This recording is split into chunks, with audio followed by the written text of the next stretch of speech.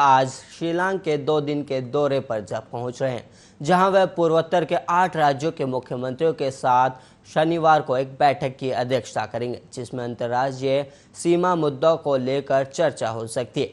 ये जानकारी अधिकारियों ने दी है।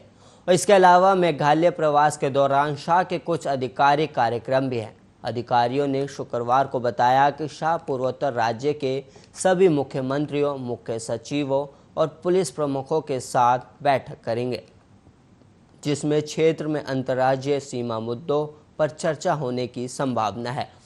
और वहीं अमित शाह के कार्यक्रम का ब्यौरा देते हुए अधिकारियों ने कहा कि वह शिलांग के बाहरी इलाके में स्थित अंतर्राज्यीय बस टर्मिनस और न्यू शिलांग शहर में क्रायोजेनिक संयंत्र का उद्घाटन भी करेंगे। और वहीं साथ ही शाह रविवार को सोहरा का भी दौरा करेंगे, जहां वे कई परियोजनाओं का उद्घाटन करेंगे और वहां रामकृष्ण आश्रम का भी दौरा कर सकते हैं।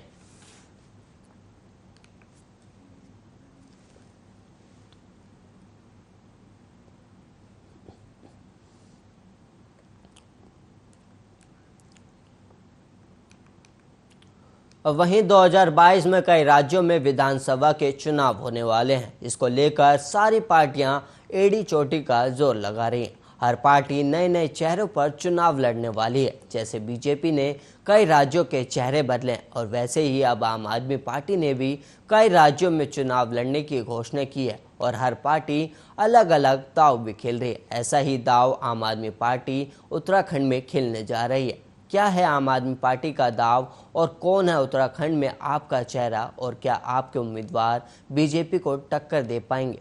इसको लेकर देखिए हमारी एक रिपोर्ट।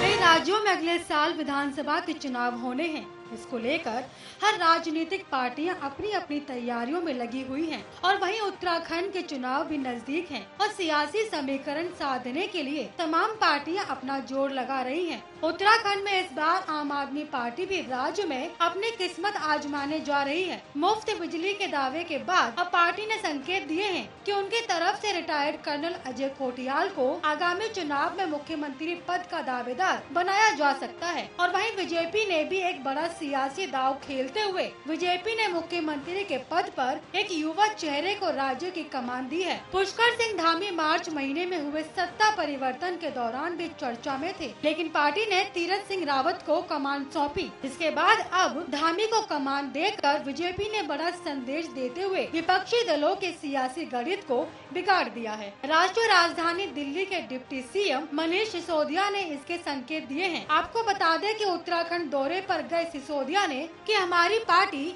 रिटायर्ड कर्नल कोटियाल के चेहरे पर उत्तराखंड में विधानसभा चुनाव लड़ने की तैयारी कर रही है और ये माना जा रहा है कि जल्द ही इसको प्रेस वार्ता के दौरान कहा। जानकारी के लिए आपको बता दें कि कर्नल अजय कोटियाल हाल ही में आम आदमी पार्टी में शामिल हुए थे। उनके शामिल होने के बाद से ही आपने उत्तराखंड चुनाव में अपनी तैयारियां तेज कर दी थी। आपको लगातार एक मजबूत और स्थानीय चेहरे की तलाश थी। कोशिश की जा रही थी कि बीजेपी और कांग्रेस को बेहतरीन अंदाज में टक्कर दी जा सके। अब ऐसा कहा जा रहा है कि पार्टी ने अपना मन बना लिया है और कुछ दिनों में उनकी तरफ से बड़ा ऐलान किया जा सकता है। वैसे तो मनीष सिसोदिया की तरफ से पहले ही चुनावी माहौल सेट करने की कवायद तेज कर दी गई है और वहीं मनीष सिसोदिया ने मौजूदा मुख्यमंत्री पुष्कर सिंह धामी और बदले गए 2 मुख्यमंत्रियों को लेकर बीजेपी की आलोचना करते हुए सवाल पूछा कि आखिर उत्तराखंड का अगला मुख्यमंत्री कौन होगा, भ्रष्ट नेता या फिर देशभक्ति फौजी? उनका इतना कहना ही बता रहा है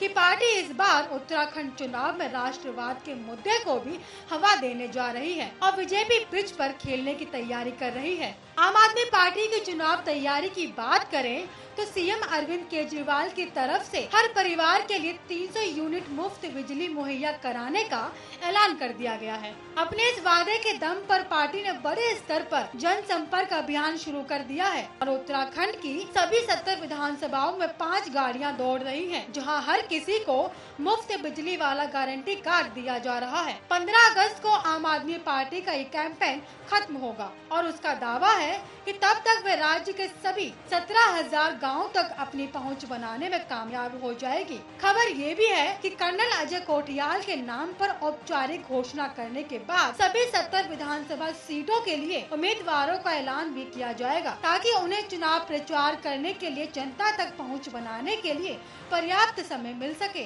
वहीं बीजेपी की बात करें तो काफी समय से ये कहा जा रहा था कि बीजेपी कुमाऊं की उपेक्षा कर रही है। पार्टी को भी कुमाऊं से ऐसे चेहरे की तलाश थी जिसे कुमाऊं के सबसे बड़े राजनीतिक चेहरे हरीश रावत के सामने खड़ा किया जा सके। ऐसे में राजपूत समुदाय से आने वाले धामी फिट बैठते हैं। और वहीं आपकी जानकारी के लिए बता दें कि अगले साल उत्तराखंड, उत्तर प्रदेश, पंजाब, गोवा, मणिपुर, गुजरात राज्यों में विधानसभा का चुनाव होना है। अब देखने वाली बात ये होगी कि उत्तराखंड में आने वाले विधानसभा चुनाव में आम आदमी पार्टी का दाव चलता है या नहीं। Special desk Aryan.